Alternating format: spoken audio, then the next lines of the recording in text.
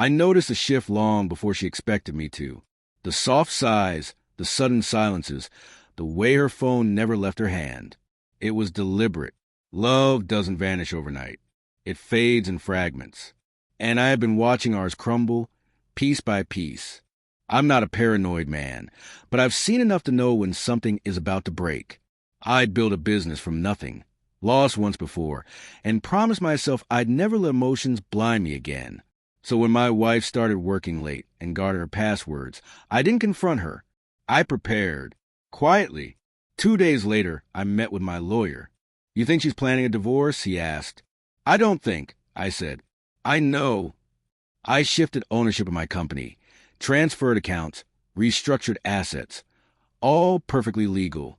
Every document signed without drama, every move made under polite smiles and dinners where she pretended nothing was wrong.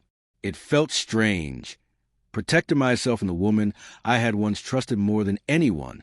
But something in her eyes had changed. Love had been replaced with calculation. 2 weeks later, she finally spoke. Sitting across from me at the kitchen table, her voice trembled, playing the victim. "I think we need to talk. I'm not happy." I almost smiled. I already knew where this was heading. She tried to soften it with excuses. "It's not you, it's me," she said, eyes darting like a guilty child.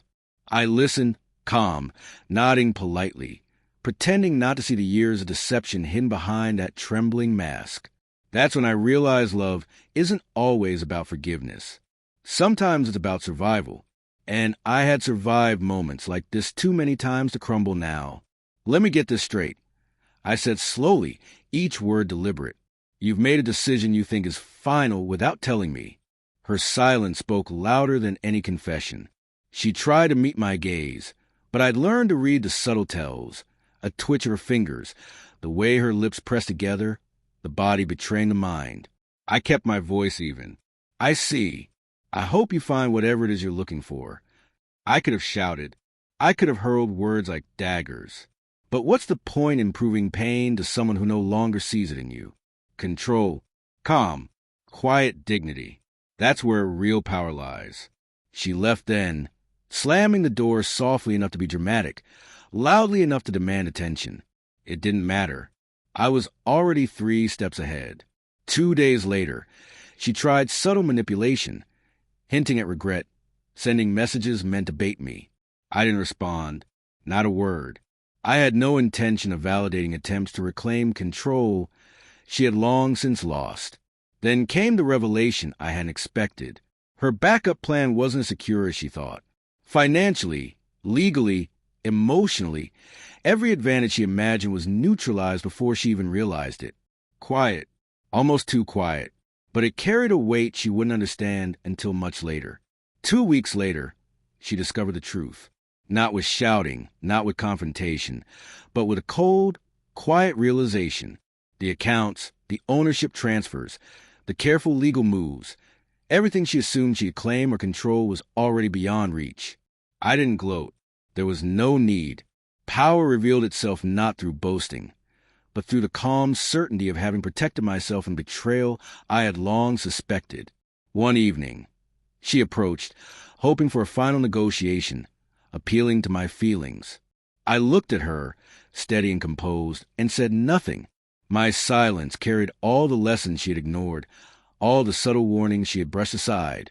Regret flickered in her eyes, the kind that comes too late, after choices have been made. The opportunity to manipulate, to coerce, was gone. There was nothing left for her to grasp.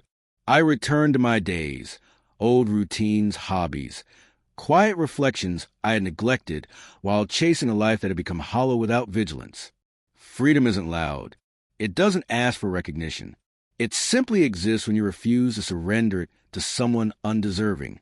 She moved on eventually, trying to rebuild, perhaps to learn, perhaps to find what she had lost. I watched from a distance, unmoved, knowing some lessons are only learned when consequences are unavoidable.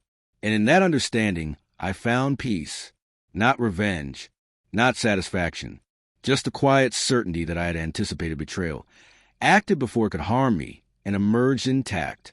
Because in the end, survival isn't about anger or regret. It's about foresight, composure, and knowing your own worth, even when those you trusted fail to see it.